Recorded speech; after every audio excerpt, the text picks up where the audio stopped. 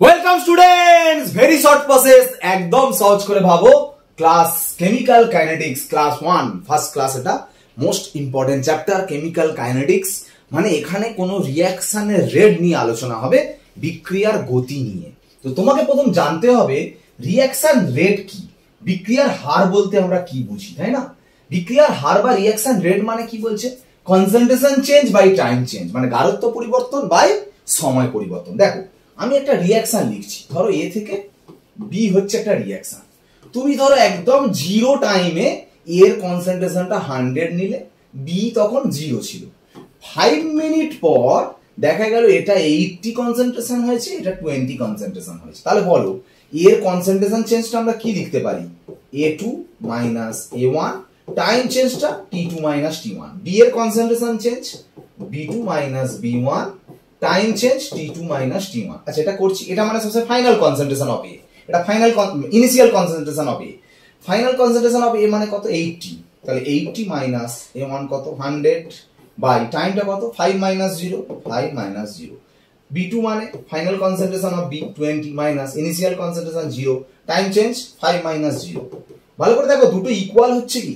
হ্যাঁ ইকুয়াল হচ্ছে, এটাও 4 আসছে এটাও 4 আসছে, কিন্তু এটা একটা মাইনাস সাইন আসছে। তাহলে আমি কি করব, দুটোকে যদি আমি ইকুয়াল করতে চাই, ঠিক আছে, তাহলে আমি সামনে আর একটা মাইনাস দিই, কারণ মাইনাস দিলে একে তো মাইনাস আছে, আবার যদি সামনে একটা মাইনাস দিই তাহলে মাইনাস মাইনাসে প্লাস, তবে ইকুয়াল হবে। ওই জন্য রিঅ্যাকশন রেট আমরা কিরকম ভাবে লিখবো? রিঅ্যাকশন রেটের প্রেজেন্টেশন আমরা যেটা লিখবো, এর যেটা কনসেন্ট্রেশন চেঞ্জ বাই টাইম চেঞ্জটাকে আমরা লিখবো minus del A by del T equal to plus del B by del T. যেগুলো রিঅ্যাক্ট্যান্ট বিক্রিয়ক পদার্থ, তাদের গাঢ়ত্ব তো কনসেন্ট্রেশন তো চেঞ্জ হয়, মানে কমে যায়, সেই জন্য তাদের আগে মাইনাস সাইন বসাবো, তবে এটা ইকুয়াল হবে। ইকুয়াল করতে গেলে যেহেতু এটা নেগেটিভ আসছে, ওই জন্য মাইনাস মাইনাস পজিটিভ করার জন্য এইভাবে প্রেজেন্টেশন দেবো, ঠিক আছে? তোমাকে যে কোনো যদি কোনো রিঅ্যাকশন দেওয়া হয়, ধরো সাপোজ আমি বললাম এ প্লাস বি থেকে সি প্লাস ডি হচ্ছে, তাহলে রিঅ্যাকশন রেট আর ইকুয়াল টু তুমি কি লিখবে? Minus del A by del T, যেহেতু এটা রিঅ্যাক্ট্যান্ট বিক্রিয়ক পদার্থ, এটাও তাই হবে, equal to minus del B by del T equal to, এটা যেহেতু প্রোডাক্ট প্লাস হবে plus del C by del T equal to plus del D by del T. এটার মানেটা কি? এটা মানে কি? এটা মানে হচ্ছে এর ডিসঅ্যাপিয়ারেন্স রেট, এর অন্তরিত হওয়ার হার, এটা বি এর ডিসঅ্যাপিয়ারেন্স রেট, এটা সি এর ফরমেশন রেট বা সি উৎপন্ন হওয়ার হার, এটা ডি উৎপন্ন হওয়ার হার, সবই ইকুয়াল, আর এর সঙ্গে ইকুয়াল হচ্ছে, রিঅ্যাকশন রেটের সঙ্গে ইকুয়াল হচ্ছে। কেন ইকুয়াল হচ্ছে জানো? এটা 1, এটা 1, এটা 1, এটা 1। এখন আমি যদি একটা রিঅ্যাকশন ভাবো এ থেকে 2b হচ্ছে, এখানে কিন্তু ইকুয়াল হবে না। ইকুয়াল হবে না মানে এটার মানেটা কি বলো? এ থেকে যে 2b হচ্ছে মানে কি? তার মানে একটা এ থেকে দুটো বি তৈরি হচ্ছে, তার মানে যে টাইমে একটা এ কমে যাচ্ছে সেই একই টাইমে দুটো বি কিন্তু তৈরি হচ্ছে। তার মানে বলো বি এর ফরমেশন রেটটা বেশি না এ এর ডিসঅ্যাপিয়ারেন্স রেটটা বেশি? নিশ্চয়ই বি এর ফরমেশন রেট বেশি। এ এর ডিসঅ্যাপিয়ারেন্স রেট মানে minus del A by del T, আর বি এর ফরমেশন রেট মানে হচ্ছে del B by del T. কোনটা বেশি? অবশ্যই এইটার ভ্যালুটা বেশি।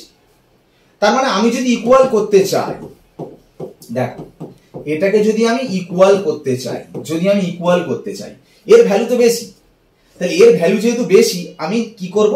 1/2 করে দেবো, যেহেতু 2 টাইমস বেশি, তাই জন্য নিচে 2 দেওয়া যদি আমি ডিভাইড করে দিই তাহলে সেটা ইকুয়াল হয়ে যাবে। বোঝা গেল? তার মানে তবে সেটা রিঅ্যাকশন রেটের সাথে ইকুয়াল হবে। তার মানে ভাবো আমি একটা রিঅ্যাকশন রেটের প্রেজেন্টেশনটা আমি কিভাবে করছি, এটা ভালো করে মাথায় রাখো। তার মানে যেটা 1 আছে সেটা 1/1 আছে, যেটা 2 আছে দেখো সেটা 1/2 করে দিচ্ছি।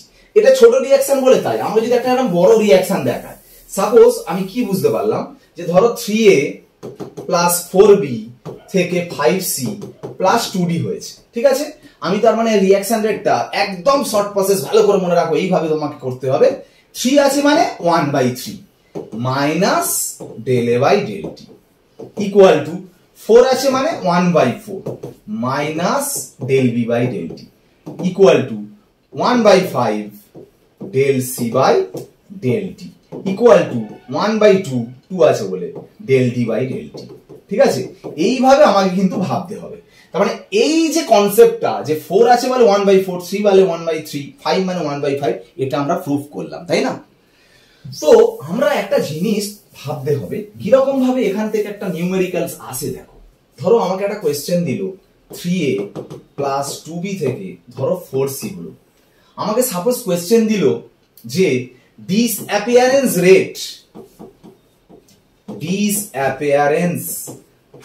রেট অফ বি বলে দিল ধরো 4 মোল লিটার ইনভার্স সেকেন্ড ইনভার্স, বলে আমাকে বলল প্রোডাকশন রেট অফ সিটা কত বের করতে দিল। তখন আমি এখান থেকে কি লিখতে পারি বলো? এখান থেকে আমরা লিখতে পারি আর ইকুয়াল টু, দেখো 1/3 minus del A by del T equal to 1/2 minus del B by del T equal to 4 আছে মানে 1/4 del C by del T. দেখো তোমার কি বলে দিয়েছে বল? দেখো ডিসঅ্যাপিয়ারেন্স রেট অফ বি মানে বি এর ডিসঅ্যাপিয়ারেন্স রেট মানে বি এর অন্তরিত হওয়ার হার, মানে কোনটা বলে দিয়েছে বলো তো? এই ভ্যালুটা বলে দিয়েছে। এই ভ্যালুটার ভ্যালু কত বলে দিয়েছে? 4। তাহলে এটা 4 বলে দিয়েছে। আর বের করতে কোনটা বলেছে? প্রোডাকশন রেট অফ সি মানে এইটা বের করতে দিয়েছে। ভালো করে দেখো, তাহলে এটা যদি আমি বের করতে চাই তাহলে এটা তো ইকুয়াল হয়ে আছে, তাহলে এইটা যদি আমি এর উপরে তুলে দিই তাহলে কত হবে? 4/2 ইন্টু এটা, তার মানে 4/2 ইন্টু এটার ভ্যালু তো কোনটা? এই তো 4, তাহলে 4, তার মানে কত হবে? 8 অ্যান্সার 8 হবে। বোঝা গেল ব্যাপারটা? সবই তো ইকুয়াল হয়ে আছে। তার মানে তোমাকে যদি এটা বলে দিয়ে এটা বের করতে দেয়, আবার এটাও বের করতে দিতে পারে, সেখানে 3টাকে উপরে তুলে দেবে, আরও বের করতে দিতে পারে, আর মানে তো এইটা গোটাটা বা এটাটা সব ইকুয়াল হয়ে আছে, যেখান থেকে যা ইচ্ছে নিউমেরিক্যাল প্রবলেম দিতে পারে, তোমাকে করতে হতে পারে। ঠিক আছে, একদম সহজ এই জায়গাটা। দেখো এই যে আমরা রিঅ্যাকশন রেট নিয়ে কথা বলছি, আমরা বলছি দেখো 5 মিনিট টাইমের গ্যাপে রিঅ্যাকশন রেট এটা। আচ্ছা বাস্তবে কি ওরকম হয়? একটা 5 মিনিট টাইমটা কতটা টাইম বলো তো? 5 মিনিট টাইমের গ্যাপে বলছো রিঅ্যাকশন রেট 4। 5 মিনিটের প্রত্যেকটা ফ্র্যাকশন অফ সেকেন্ডে কি 4 হয়? আমি যদি বলি গাড়ির গতি 40 কিলোমিটার পার ঘন্টা, প্রতি ঘন্টায় কি 40 কিলোমিটার পার ঘন্টায় যায়? মানে 1 ঘন্টায় 40 কিলোমিটার যায়। যদি বলি একটা জ্যামের মধ্যে আমতলার মোড়ে দাঁড়িয়ে আছে কোনো একটা গাড়ি, সে তাহলে প্রতি ঘন্টায় কতটা যাচ্ছে? 0 কিলোমিটার যাচ্ছে। আবার দেখা যাবে যেটা ফাঁকা জায়গা সেখানে যাবে পার ঘন্টা দেখা যাবে 40 কেন 50 কিলোমিটার হয়ে যাচ্ছে। মানে আমরা যে স্পিডের কথাটা বলছি ওটা এভারেজ স্পিডের কথাটা বলছি। ঠিক আছে, এভারেজ স্পিড। কিন্তু অরিজিনাল যে স্পিড আলোচনা করা উচিত সেটা হচ্ছে ইনস্ট্যান্টেনিয়াস স্পিড, মানে হচ্ছে তাৎক্ষণিক বিক্রিয়া হার। যা কিছু আলোচনা করা হলো সেগুলো হচ্ছে গড় বিক্রিয়া হার। তাৎক্ষণিক বিক্রিয়া হার বা ইনস্ট্যান্টেনিয়াস স্পিড মানে কি? জাস্ট এই মুহূর্তে স্পিড কত, মানে এই মুহূর্ত মানে কি মানে এই টাইম চেঞ্জটা মানে ডেল টিটা টেন্ডস টু 0 নয় বাট 0-র কাছাকাছি, লিমিট বসিয়ে ম্যাথ করতে হয় যেটাকে। বোঝা গেল? ওটাকে ইনস্ট্যান্টেনিয়াস স্পিড বলা, ওটাই কিন্তু অরিজিনাল স্পিড। যাই হোক, আমরা সহজ হিসাব করার জন্য আমরা এভারেজ স্পিড নিয়ে অবশ্যই আলোচনাটা করছি, সেটা ঠিক আছে। দেখো এবারে ইম্পর্টেন্ট একটা টপিকে আমাকে যেতে হবে, rate equation, order of A reaction. খুব ইম্পর্টেন্ট টপিক কেমিক্যাল কাইনেটিক্স এর, মোস্ট ইম্পর্টেন্ট। দেখো একটা কথা বলি, তোমরা ল অফ মাস অ্যাকশন শিখেছো, মানে ভরক্রিয়া সূত্র। ভরক্রিয়া সূত্র কি বলছে দেখো, এই যে রিঅ্যাকশনটা দেখছো 2N2O5 থেকে 4NO2 প্লাস হবে, ঠিক আছে? ল অফ মাস অ্যাকশন কি বলছে বলতো? Reaction rate proportional to concentration of reactant. এখানে রিঅ্যাক্ট্যান্ট কি আছে বলো? N2O5। N2O5 এর মাথায় কত আছে? 2, এবার সামনে কত আছে? 2। ওই জন্য দেখো R প্রপোর্শনাল টু N2O5 পাওয়ারে 2, সম ইকুয়াল করতে K N2O5 পাওয়ারে কত হয়েছে? 2। দেখো ভালো করে দেখো, পাওয়ারে 2 হচ্ছে, কারণ রিঅ্যাকশনে যেহেতু N2O5 এর আগে 2 আছে ওই জন্য দেখো পাওয়ারে কত হয়েছে? 2 আছে, ঠিক? কিন্তু দেখো প্র্যাকটিক্যালি N2O5 এর পাওয়ারে কত হয়েছে? 1। থিওরিটিক্যালি সঙ্গে প্র্যাকটিক্যাল ম্যাচ করছে। তুমি বলো কেন 1 হলো? সেটা আমি পরে আসছি, কিন্তু হয়তো দেখো থিওরিটিক্যালি যেটা হচ্ছে প্র্যাকটিক্যালি কিন্তু আলাদা হচ্ছে। প্র্যাকটিক্যালি যেটা হয় সেটাকে আমরা বলি অ্যাকচুয়ালি রেট ইকুয়েশন। মানে তুমি যে কোনো একটা রিঅ্যাকশনে, ধরো এই যে রিঅ্যাকশনটা দেখছো NO2, দেখে নাও NO2 প্লাস CO তীর দিয়ে NO প্লাস CO2, ঠিক আছে? আমাকে যদি বলে law mass action, according to law mass action, তাহলে আমরা বলবো R equal to K NO2 পাওয়ারে 1 CO পাওয়ারে 1। কিন্তু এটা যে থিওরিটিক্যালি হলো, ঠিক আছে, প্র্যাকটিক্যালি কিন্তু এটা নয়। প্র্যাকটিক্যালি যেটা হয় R equal to K NO2 পাওয়ারে 2 আর CO পাওয়ারে 0, পাওয়ারে 0 মানে 1 হয়ে যাচ্ছে, মানে R equal to K NO2 square. এটা তো অদ্ভুত ব্যাপার, এরকম উল্টো পাল্টা কিছু আসছে কেন? মানে যা হওয়ার কথা NO2 1 আছে 2 চলে আসছে, 1 আছে সেটা 0 চলে আসছে, এটা কেন হচ্ছে? কেন আসছে আমি বলবো। তার আগে দেখো, তোমাকে যদি প্র্যাকটিক্যাল বের করতে হয় তাহলে তোমাকে একটা নিউমেরিক্যাল প্রবলেম জানতে হবে। এরকম নিউমেরিক্যাল প্রবলেমস হিসাবে দিলে তোমাকে সেটা বের করতে হবে। যেমন দেখো কোশ্চেনটা দেখো ভালো করে, এই রিয়াকশনটা দিয়ে তোমাকে কি বলে দিয়েছে দেখে নাও, বাংলা লেখা আছে, ইংলিশ লেখাটাও আছে। কি বলছে, NO2 এর কনসেন্ট্রেশনটা ডাবল করলে, সরি হ্যাঁ, reaction rate becomes 4 Times if the concentration of NO2 becomes 2 Times. মানে বলছে এই যে রিয়াকশনটা, তার মানে আমি কি বলছি, এটা হওয়ার কথা, তুমি বলছো এটা হবে, তা আমি তো জানি না কি হবে, প্র্যাকটিক্যালি তো বলা সম্ভব না, কি করে বলবে? তাহলে আমি জানি না মানে আমি কি লিখে নেবো, তার মানে NO2 লিখে পাওয়ারে x দেবো, আমি তো জানি না কত হবে, কি করে জানবো, ধরে নিলাম CO পাওয়ারে কত ধরে নিলাম, y ধরে নিলাম। এবার কি বলছে, একটা ম্যাথ এরকম দিয়ে দেবে তোমাকে, কি বলছে, রিয়াকশন রেটটা বলছে 4 টাইমস হবে যদি concentration of NO2 becomes 2 Times. মানে বলছে NO2 টা যদি 2 টাইমস হয়, রিয়াকশন রেটটা 4 টাইমস হবে। মানে NO2 টা যদি 2NO2 বসাও, 8টা হয়ে যাবে 4R। দেখো এই যে এই জিনিসটা দেখো, সেটা 1 ইকুয়েশন করা হয়েছে, ইকুয়েশন 1 করা হয়েছে। আবার যে ম্যাথটা বলেছে তোমাকে NO2 টা 2 টাইমস করলে রিয়াকশন রেট 4 টাইমস হবে, ওই জন্য দেখো NO2 এর জায়গায় 2NO2 বসানো হয়েছে, আর এর জায়গায় 4R বসানো হয়েছে, বলে আর একটা রিয়াকশন করা হয়েছে, 2 ইকুয়েশন করা হয়েছে। আবার কি বলছে দেখো, if concentration of CO becomes 2 Times reaction rate does not change. না, বলছে যে CO এর কনসেন্ট্রেশন যদি 2 টাইমস করা হয়, মানে CO টা দেখো 2CO করা হয়েছে, রিয়াকশন রেট কোনো চেঞ্জ হবে না, মানে 8টা যেমন ছিল আর হবে। তার মানে দেখো 3টি ইকুয়েশন করা হয়েছে। এবার কি করা হয়েছে দেখো, একদম ইজি ব্যাপার, 2 টাকে 1 দিয়ে ডিভাইড করা হয়েছে, করলে x এর ভ্যালু 2 পেয়েছো, আর 3 কে 1 দিয়ে ডিভাইড করেছে, দেখো y এর ভ্যালু 0 পেয়েছো। তাহলে দেখো x এর ভ্যালু 2 পেয়েছো আর y এর ভ্যালু 0 পেয়েছো, তাহলে আমি কি বলতে পারি, r equal to k NO2 square, আর এর মধ্যে 0 মানে 1, দেখো এটা পেয়ে গেলাম, যেটা প্র্যাকটিক্যালি বলছিলাম। তার মানে তুমি প্র্যাকটিক্যালি কি করে বের করতে পারবে, তোমায় এক্সামে একটা ম্যাথমেটিক্যাল হিন্টস দিয়ে দেবে যে এটার কনসেন্ট্রেশন এত গুণ করলে রিঅ্যাকশন রেট এত হয়, এটার কনসেন্ট্রেশন এত গুণ করলে রিঅ্যাকশন রেট এত হয়। এটা বললে তুমি কিন্তু প্র্যাকটিক্যালটা বের করতে পারবে না, হলে বলা সম্ভব না।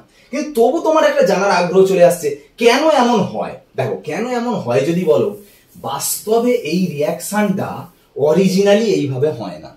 এই রিঅ্যাকশনটা এই দুটো স্টেপে হয়, দেখে নাও সবাই, এই দুটো স্টেপে দেখো, এই রিঅ্যাকশনটা এই দুটো স্টেপে হচ্ছে। ভালো করে দেখো, এই যে দুটো স্টেপে হচ্ছে, স্টেপ 1 স্টেপ 2, দুটো স্টেপকে দেখো যোগ করলে এইটা আসবে। কি করে দেখবে, দেখো NO3 NO3 কেটে দাও, আর NO2 NO2 কেটে দাও, দেখো NO2 plus CO equal to NO plus CO, দেখো এই রিঅ্যাকশনটাই আসছে। তার মানে কি, এই রিঅ্যাকশনটা মানে এই দুটো স্টেপের সাম, এই দুটো স্টেপকে অ্যাড করলে তার মানে এই রিঅ্যাকশনটা আসছে। তার মানে এই রিঅ্যাকশনটা অরিজিনালি এই দুটো স্টেপে হয়। এই স্টেপ তোমাকে বলে দেবে, এই স্টেপ যদি বলে দেয়, স্টেপ 1টা দেখো লেখা আছে স্লো স্টেপ, আর স্টেপ 2টা লেখা আছে দেখো ফাস্ট। স্লো স্টেপটাই হচ্ছে রেট ডিটারমাইনিং স্টেপ। এই স্লো স্টেপে ভালো করে দেখো কি আছে, স্লো স্টেপে দেখতে পাচ্ছি আমরা NO2 প্লাস NO2 তীর দিয়ে NO3 প্লাস NO। দেখো স্লো স্টেপে NO2 প্লাস NO, এটাই অরিজিনাল স্টেপ। এখানে দেখা যাচ্ছে যে রিঅ্যাকট্যান্ট কে কে আছে, NO2 প্লাস NO2, ওই জন্য R equal to K NO2 square হচ্ছে, এই দুটো NO2 আছে বলে NO2 স্কয়ার। এটাই হচ্ছে প্র্যাকটিক্যাল রেট ইকুয়েশন। তার মানে বলো, একটা রিঅ্যাকশন অনুযায়ী কিন্তু রিঅ্যাকশন রেট ইকুয়েশন আসে না। সেই রিঅ্যাকশনটা যে স্টেপে হচ্ছে, যে কটা স্টেপে, তার মধ্যে যেটা স্লো স্টেপ, সেই স্লো স্টেপ অনুযায়ী কিন্তু হচ্ছে, ওই জন্য প্র্যাকটিক্যালটা চেঞ্জ হয়ে যায়। তার মানে তুমি ভাবো, একটা যদি কোনো রিঅ্যাকশন সাপোজ দিল 2A প্লাস 3B থেকে 4C হয়েছে, R equal to K, A এর পাওয়ারে 1 হয়েছে আর B এর পাওয়ারে আড়াই হয়েছে 2.5। কি হলো, 2 আছে 1 হয়ে গেল, 3 আছে 2.5 হয়ে গেল। এই চেঞ্জটা কেন হচ্ছে জানো, এই ইকুয়েশন এই রিঅ্যাকশন অনুযায়ী কিন্তু এটা হয় না। এই রিঅ্যাকশনটা যে কটা স্টেপে হয়, তার মধ্যে যেটা স্লো স্টেপ, সেই স্লো স্টেপে দেখা গেছে এর আগে হয় 1, ওই জন্য এর পাওয়ার 1 হয়েছে, আর B এর আগে হয় আড়াই 2.5, ওই জন্য B এর পাওয়ার আড়াই 2.5 হয়েছে। বোঝা গেল ব্যাপারটা? তার মানে যা হয় স্লো স্টেপ অনুযায়ী হয়। এবার যদি তুমি বলো এইরকম হলো না, দেখা গেল যে R ইকুয়াল টু K, যেটা ছিল সেটাই প্র্যাকটিক্যালি আবার সেটাই হয়েছে, এটাও আর হতে পারে। থিওরিটিক্যাল প্র্যাকটিক্যাল সেম হতে পারে, হ্যাঁ হতে পারে। কখন, যখন এই রিঅ্যাকশনের কোনো স্টেপ থাকবে না, একটা স্টেপে হবে, এটাই তখন স্লো স্টেপ। তখন এই স্লো স্টেপ অনুযায়ী যেটা মানে থিওরিটিক্যাল, সেটাই প্র্যাকটিক্যাল। তাহলে কখন থিওরিটিক্যালি যেটা দেবে সেটাই প্র্যাকটিক্যালি হবে, যখন স্টেপ একটা, সিঙ্গেল স্টেপ রিঅ্যাকশন, যেটাকে বলা হয় এলিমেন্টারি রিঅ্যাকশন, এখানে সব লেখা আছে। আর যাদের একাধিক স্টেপ, অনেকগুলো স্টেপ, তাদের বলা হয় কমপ্লেক্স রিঅ্যাকশন। তার মানে কমপ্লেক্স রিঅ্যাকশন হলে স্লো স্টেপ অনুযায়ী হয়, আর এলিমেন্টারি রিঅ্যাকশন মানে হচ্ছে মৌলিক বিক্রিয়ার ক্ষেত্রে যেটা রিঅ্যাকশন দিয়েছে সেই অনুযায়ী হবে। আর কমপ্লেক্স বা জটিল বিক্রিয়ার ক্ষেত্রে স্লো স্টেপ মানে ধীর গতি সম্পন্ন বিক্রিয়া অনুযায়ী হবে। বোঝা গেছে পুরোটা? এবার একটা কথা বলে দিই, মলিকুলারিটিটা কি? মলিকুলারিটিটা শুধুমাত্র এলিমেন্টারি রিঅ্যাকশনের ক্ষেত্রে, মৌলিক বিক্রিয়ার ক্ষেত্রে সর্বনিম্ন যতগুলি বিক্রিয়া অংশগ্রহণ করে, কোনো একটা এলিমেন্টারি রিয়াকশন হলে, সাপোজ আমি ধরি এলিমেন্টারি একটা রিয়াকশন, মৌলিক বিক্রিয়া, ধরো এইটা আছে একটা এলিমেন্টারি রিয়াকশন, এখানে টোটাল রিয়াক্ট্যান্ট কটা আছে, এ আছে দুটো, বি আছে দুটো, তাহলে কটা টোটাল কত, 2 2 4, তার মানে এর মলিকুলারিটি হচ্ছে 4। আর একটা কথা বলে নিই, এই যে প্র্যাকটিক্যালি দেখছো না, এই যে এই রিয়াকশনের প্র্যাকটিক্যাল ইকুয়েশন এটা হলো, তো এই প্র্যাকটিক্যালি দেখলে এ এর পাওয়ারে 1 হলো আর বি এর পাওয়ারে কত হলো 2.5, এই দুটোকে যদি অ্যাড করো 2.5 প্লাস 1 অ্যাড করলে কত হচ্ছে 3.5, এটাকে বলা হয় অর্ডার অফ রিয়াকশন। বোঝা গেল? তার মানে প্র্যাকটিক্যাল রেট ইকুয়েশনে এই যে রিয়াক্ট্যান্টের পাওয়ার গুলো যেগুলো থাকে সেই পাওয়ারকে অ্যাড করলে যেটা হয় সেটা হচ্ছে অর্ডার অফ রিয়াকশন। ঠিক আছে? আর মলিকুলারিটিটা কি, কোন একটা এলিমেন্টারি রিয়াকশনে যে রিয়াক্ট্যান্ট যে কটা থাকে, এইখানে দুটো আর এখানে দুটো, মোট মিলিয়ে কত হচ্ছে 4। তার মানে এলিমেন্টারি বা মৌলিক বিক্রিয়ার ক্ষেত্রে কিন্তু অর্ডার আর মলিকুলারিটিটা সেম হয়। তার কারণ ভাবো, এটা যদি বোঝার চেষ্টা করো, ভাবো এটা আমি এটা দিয়ে একটা কোয়েশ্চেন আমি তোমাকে বলছি, ভালো করে শোনো। যদি আমি বলি এটা মৌলিক বিক্রিয়া, এটা একটা মৌলিক বিক্রিয়া এলিমেন্টারি রিয়াকশন, তার মানে এটাই স্লো স্টেপ, তখন এর অর্ডার কত হবে, এই তো 3 + 2, এর অর্ডার হবে 5, এর মলিকুলারিটি কি হবে 5, কারণ এটাই তো এলিমেন্টারি রিয়াকশন, 2 আর 3 5। কিন্তু এটা যদি কমপ্লেক্স রিয়াকশন হতো, জটিল বিক্রিয়া, তখন কিন্তু এর অর্ডারটা বলা যাবে না। কেন বলা যাবে না? কারণ প্র্যাকটিক্যালি যেটা হবে স্টেপ জানতে হবে, স্লো স্টেপে যেটা হবে সেটা স্লো স্টেপ অনুযায়ী যদি দেখা যায় এটা 1 হয়েছে আর এটা যদি 2.5 হয়, তাহলে দেখা যাবে এটা 3.5 বলে দিতে হবে, স্টেপ বলে দিতে হবে, নাহলে ম্যাথমেটিক্যাল ফর্ম বলে দিতে হবে, নাহলে করতে পারা যাবে না, অর্ডার হয়ে গেল। আর এর মলিকুলারিটি হবেই না, কারণ মলিকুলারিটি ডেফিনেশনে বলা আছে স্পষ্ট যে মৌলিক বিক্রিয়ার ক্ষেত্রে, যেহেতু এটা জটিল বিক্রিয়া বলছো, তাহলে এর ক্ষেত্রে মলিকুলারিটি হবে না। বোঝা গেল? প্রত্যেকটা মৌলিক বিক্রিয়ার ক্ষেত্রে মলিকুলারিটি হয়, এলিমেন্টারি রিয়াকশনের ক্ষেত্রে। ওকে, এই পর্যন্ত টোটাল অর্ডার, মলিকুলারিটি এবং রেট অফ রিয়াকশন নিয়ে আলোচনা হলো। ঠিক আছে? কেমিক্যাল কাইনেটিক্স একটা মোস্ট ইম্পর্টেন্ট চ্যাপ্টার, টোটাল 4টে ক্লাস আছে, ভালো করে যত্ন সহকারে করতে হবে, করলে টোটাল কেমিক্যাল কাইনেটিক্স চ্যাপ্টারটা সুন্দরভাবে তৈরি হয়ে যাবে। ঠিক আছে? আজ ক্লাস 1 করালাম, আবার সামনের দিন আবার সামনে নতুন নতুন ক্লাস নিয়ে আসবো। ওকে, সবাই ফোকাস রাখো চ্যানেলে। ওকে, আজকে ক্লাস এখানেই শেষ করলাম, বাই।